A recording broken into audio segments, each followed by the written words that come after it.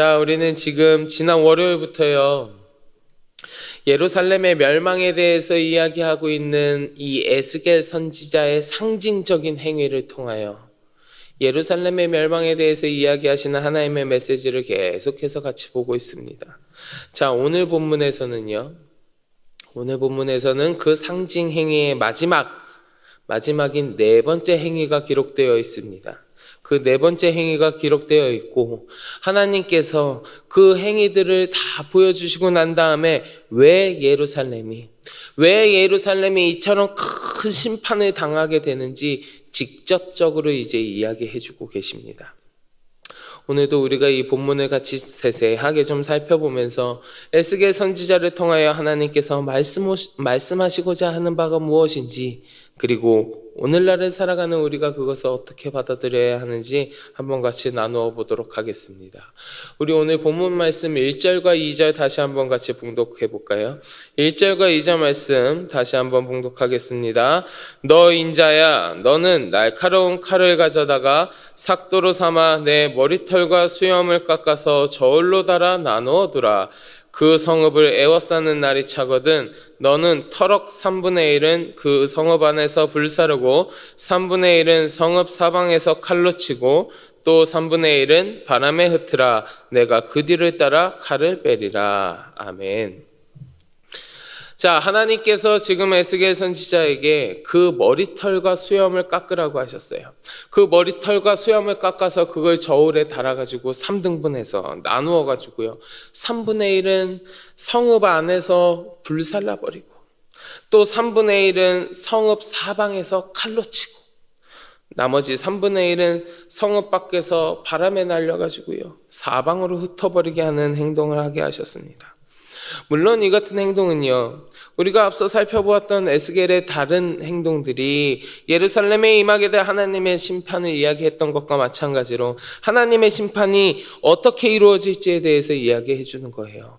터럭이라고 하는 건요, 이스라엘 백성들을 지금 상징하는 겁니다. 이스라엘 백성들을 상징하는 건데, 그 이스라엘 백성들의 3분의 1이 칼에 쳐지고 또 3분의 1이 흩어져 살게 되고 나머지 3분의 1이 그 안에서 전염병과 기근으로 죽게 될 거라는 그런 말씀을 하고 계시는 거예요. 근데 그냥 당하는 게 아니라 지금 에스겔 선지자에게 머리털을 밀게 하시고 수염을 깎게 하셨잖아요. 이때 당시에 머리털을 밀고 수염을 깎게 하는 이 행위는 무엇을 뜻하냐면 굉장히 수치스러운 일을 뜻하는 거거든요. 이스라엘 백성들이요, 누구는 칼에 맞아 죽고 누구는 기근에 죽고 누구는 사방에 흩어지게 되는 역사를 겪었던데, 그 모든 것들이 수치를 당하는 가운데에서 이루어질 것이다라고 예언하고 계시는 거예요. 그리고 그 일은 물론 실제로 이루어졌습니다. 에스겔이 이러한 행동을 보여주고 몇 년이 지난 다음에, 역사적으로 약 6년에서 8년 정도로 기록하고 있는데, 지난 다음에 예루살렘이 실제로 이제 바벨론의 침공을 받습니다. 바벨론의 침공을 받아서 1년 6개월 동안 포위당하고 공격당해요. 근데 그 기간 동안에요, 이스라엘 백성의 3분의 1가량이 그 성읍 안에서 극심한 기근과 갈증, 전염병 같은 걸로 비참하게 죽어갔습니다. 그리고요, 그 포위에 결국에는 함락되고 마는데, 성이 함락되니까 이제 성 밖으로 도망치던 백성들이 붙들려서 3분의 1의 백성이 바벨론의 칼에 의해서 죽습니다. 그리고 나머지 백성들은 어떻게 됐습니까? 비참한 전쟁 포로가 돼가지고요, 먼 땅으로 끌려가서 사방으로 흩어지고 만 거예요. 에스겔이 상징적으로 보여준 하나님의 메시지가 그대로 이루어지죠. 우리가 지난 월요일부터 살펴본 네 가지의 행위, 에스겔의 이 네 가지의 행위를 통해서 예언하신 그 하나님의 메시지가 그대로 다 이루어졌습니다. 그대로 다 이루어졌어요. 여기까지 해서 에스겔이 이스라엘 백성들을 향한 하나님의 메시지를 전달했는데, 우리가 이걸 다 살펴보고 그 엄청난 하나님의 심판이 그대로 이루어졌음을 우리가 역사를 통해서, 말씀을 통해서 알 수 있습니다. 그리고 말씀에서 뭐라고 합니까? 이 모든 심판이, 이 모든 것들이 이스라엘 백성들의 죄악 때문이라고 계속해서 우리한테 이야기했는데, 오늘 본문에 오면 하나님께서 이제 직접적으로 그래, 너희들의 죄악 때문이야 라고 이야기해주고 계세요. 직접적으로. 지금까지는 에스겔의 상징적인 행위를 통해서 그러할 것이다, 이것이 죄악 때문에 일어나는 것이다 라고 우리가 하나님의 뜻을 뜻을 그냥 묵상하며 알았다면 이제는 오늘 본문에서 하나님이 직접 이야기해 주시는 거예요. 우리 오늘 본문 6절부터 9절까지 한번 봉독해 보겠습니다. 6절부터 9절 말씀 같이 봉독합니다. 그가 내 규례를 거슬러서 이방인보다 악을 더 행하며 내 율례도 그리함이 그를 둘러있는 나라들보다 더하니 이는 그들이 내 규례를 버리고 내 율례를 행하지 아니하였음이니라. 그러므로 나 주 여호와가 말하노라. 너희 요란함이 너희를 둘러싸고 있는 이방인들보다 더하여 내 율례를 행하지 아니하며 내 규례를 지키지 아니하고 너희를 둘러있는 이방인들의 규례대로도 행하지 아니하였느니라. 그러므로 나 주 여호와가 말하노라. 나 곧 내가 너를 치며 이방인의 목전에서 너에게 벌을 내리되 내 모든 가증한 일로 말미암아 내가 전무후무하게 내게 내릴지라. 하나님의 성전이 있는 이 예루살렘이요, 하나님의 백성이라고 일컬어지던 이 이스라엘 백성들이 이같이 처참한 멸망 가운데 이르게 된 이유가 무엇이라고 하십니까? 그것을 벗어나게 할 하나님의 능력이 부족해서입니까? 하나님이 변덕스러워서 그냥 심판하시는 거예요? 아니잖아요. 이스라엘이 하나님으로부터 가장 큰 은혜와 축복을 받는 민족이었지만 그것에 감사하는 게 아니라 오히려 가장 가증스럽고 추악하게 하나님을 배신하는 죄악의 길을 걸었기 때문이라고 말씀하시는 거예요. 유다 백성이 하나님의 말씀을 받고도 순종치 않으니 이방인보다 더 크게 내가 문책하리라고 하나님 말씀하고 계시는 거잖아요. 그 이스라엘 백성들이요, 그 유다 백성이 하나님의 뜻이 무엇인지 몰라서 범죄한 게 아니에요. 에스겔이 쭉 보여주는 그 상징적인 행위들을 통해서 하나님이 지금 자신들에게 심판을 내리실 거라는 그 메시지를 몰랐던 거 아니에요. 다 알았어요. 알면서도 그 마음이 완악하고 교만할 뿐 아니라 탐심으로 가득 차 있었기 때문에 오히려 이방인보다 더 적극적으로 죄를 범했다고요. 심지어요, 저 이방인들은요, 자신들이 섬기는 우상이 그들에게 아무런 유익을 주지 못함에도 불구하고 매일 그 이방인의 우상들을 정성과 힘을 다해서 섬겼어요. 그런 맥락으로 이해하면요, 이스라엘 백성들은 자신들이 섬기는 하나님이 살아계셔서 복과 은혜가 되어주시고 매일매일 구원과 사랑을 베풀어 주셨으니 더 힘쓰고 더 정성을 다해서 하나님을 섬겨도 모자랄 판에 오히려 하나님의 말씀에 귀 기울이지 않고 불경건의 모습만 보였지요. 자신들을 사랑해 주시는 하나님께 영광을 돌리기는커녕 오히려 매일 매순간 이방인 가운데에서 하나님의 이름이 모독당하도록 애쓰고 있었으니 하나님께서 이러한 모든 죄악 때문에 아주 무서운 심판을 내리신다고 말씀해 주시는 거예요. 예루살렘이 이처럼 큰 심판을 당하게 된 것은 그 속에 죄악이 흘러넘쳤기 때문이에요. 사랑하는 성도 여러분, 우리는 이것을 반드시 기억해야 됩니다. 꼭 기억해야 됩니다. 우리 하나님은요, 오래 참으시고 회개함으로 죄악 가운데 돌이켜서 돌아오기를 바라는 분이시지만 그렇지 않았을 때에, 돌아오지 아니하고 죄악 가운데 머물러 있었을 때에 회개하고 돌아오기는커녕 하나님의 참으심을 간과하면서 죄악 가운데 거하는 자에게는 무서운 진노를 바라시고요, 심판으로 그 죄값을 물으시는 공의의 하나님이라는 것을 우리가 반드시 기억해야 합니다. 이 사실을 잊지 말고 늘 우리의 삶이 죄악 가운데 놓여있지 않도록 점검하고 우리가 바른 삶을 살아갈 수 있도록, 그 죄악의 길에서 벗어날 수 있도록 힘쓰고 애써야 될 줄 믿습니다. 그런데 여러분, 제가 한 가지 질문을 좀 드려볼게요. 그러면 힘쓰고 애쓰면 죄의 길에서 완전히 벗어날 수 있으십니까? 완전 무결한 삶을 여러분 사실 수 있으세요? 우리 하나님, 공의의 하나님이어서 반드시 그 죄값을 물으신다고 하셨는데 여러분 정말 단 하나의 죄값도 치르지 않을 자신이 있으십니까?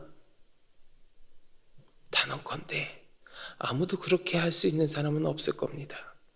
스스로의 힘으로 내가 애쓰고 힘써서 내 자신의 완전 무결함을 가지고 공의의 하나님 앞에서 아무런 죄값도 없다고 인정받을 수 있는 사람 단언컨대 아무도 없을 겁니다. 그러면요, 그렇게 되면 아니 우리 모두의 삶은 결국은 그러면 죄값을 받을 수밖에 없는 삶이란 말입니까? 결국은 우리 모두의 삶이 심판받을 수밖에 없는 그 무서운 결론만이 남아있는 삶이라는 이야기입니까? 그러면 우리의 삶에 무슨 희망이 있겠어요? 그렇게 사는 삶에 결론이 심판이 남아있는 삶이라면 우리의 삶이 무슨 의미가 있겠어요? 여러분, 우리 오늘 본문 말씀 3절 같이 한번 봉독할까요? 3절 말씀 같이 봉독해 보겠습니다. 너는 터럭 중에서 조금을 내 옷자락에 싸고. 아멘. 너는 터럭 중에서 조금을 내 옷자락에 싸고. 우리 하나님은요, 공의의 하나님이십니다. 공의의 하나님이시지만 죄에 대해서 죄값을 물으시는 분이시지만 그와 동시에 사랑의 하나님이요 긍휼의 하나님이세요. 자신들의 백성들에게는 긍휼을 베푸시는 분이라는 거예요. 터럭 중에서 조금을 내 옷자락에 싸고. 터럭이 무엇을 뜻한다고 말씀드렸죠? 이스라엘 백성들을 뜻한다고 말씀드렸잖아요. 그 이스라엘 백성들에 대해서 수치스러운 심판을 주실 것이라고 이야기하시지만 그 전에 그 조금은 옷자락에 싼다고 이야기하는 이 행동을 먼저 보여주십니다. 하나님은요, 심판 중에서도 긍휼을 입은 남은 자들, 하나님의 백성들을 잊지 않으시는 분이에요. 이 사람들이 하나님의 긍휼을 입은 자들이 하나님의 구속사역을 이어가는 자들이거든요. 하나님의 신실한 백성들을 가리키는 거예요. 이 남은 자들을 위해서 하나님이 그 구속사를 끊지 않고 이어가시는 거거든요. 극심한 심판을 내리신다고 하시더라도 하나님은 하나님의 백성들에게 긍휼을 먼저 베푸시고 그들을 기억하시는 하나님이라는 거예요. 다시 이야기하자면 자신의 백성들을 향한 하나님의 심판은요, 완전한 소멸을 위한 파괴가 그 목적이 아니에요. 그 백성을 심판하는 가운데에 더러운 죄악의 찌꺼기를 다 제거하시는 연단이 목적이라는 거예요. 하나님 심판하시는데 자신의 백성들을 심판하실 때에 너희를 소멸시켜버리리라가 하나님의 목적이 아니에요. 그 가운데에서도 나의 백성들을 향하여 내가 긍휼을 베풀고 내가 나의 사역을 위하여 내 사랑을 베푸노니 너희가 심판을 통하여 연단받아서 거룩한 백성으로 새롭게 태어나기를 내가 원하노라. 이것이 하나님의 심판의 목적이에요. 하나님은요, 공의의 하나님이시지만 사랑의 하나님이시고 긍휼의 하나님이시기에 자신의 백성들을 향하여 옷자락에 싸주시는 사랑을 베푸시는 분이라는 거예요. 하나님의 심판의 목적이 소멸이 아니라 그 백성들을 향한 심판은 연단의 목적이 있기에 우리에게 여전히 희망이 남아있고 소망이 남아있고 회복이 있을 수 있는 거예요. 하나님의 심판이 파괴가 목적이면, 소멸시키는 것이 목적이면 우리의 삶에 아무런 희망도 없습니다. 우리의 삶에 아무런 회복도 있을 수 없습니다. 그러나 하나님의 백성된 우리를 향한 하나님의 징계가 소멸이 아닌 연단이기에 우리는 회복될 수 있는 겁니다. 사랑하는 성도 여러분, 우리가 말씀을 통하여, 지금 에스겔서의 말씀을 통하여서요, 우리 하나님께서 공의로우신 하나님이시기에 그 죄값을 물으신다는 것을 쭉 같이 보았습니다. 그리고 그 심판 가운데에서도 자신의 백성들에게 긍휼을 베푸사 파괴가 아닌 연단으로 인도하시고 다시금 회복하고 돌이킬 수 있는 길을 열어놓으시는 사랑의 하나님의 모습도 우리가 같이 보았습니다. 바라기는요, 이 새벽 함께 하시는 우리 모든 성도 여러분, 여러분들이 죄악의 길에서 돌이키고 회개함으로 내가 그 옷자락에 쌓인 터럭이 되시기를, 그래서 경건의 삶을 내가 앞으로 살아갈 수 있는 여러분들이 되시기를 주님의 이름으로 간절히 축원합니다. 그리하여서 나를 향하신 우리들의 하나님이, 나의 하나님이 파괴와 멸망으로 끝나는 심판보다는 모든 죄악을 떨쳐내고 다시금 회복할 수 있도록 이끌어주시는 긍휼의 하나님이 되시기를, 내 하나님이 긍휼의 하나님이 되시기를, 그 긍휼의 하나님과 동행하시는 여러분들의 삶이 되시기를 우리 주님의 이름으로 간절히 축원합니다. 우리 같이 기도하겠습니다. 하나님, 나를 향하신 하나님의 징계와 심판이 나를 연단시켜서 다시금 회복시키시려는 주님의 사랑 가운데 있음을 고백합니다. 긍휼의 하나님과 동행하게 하시고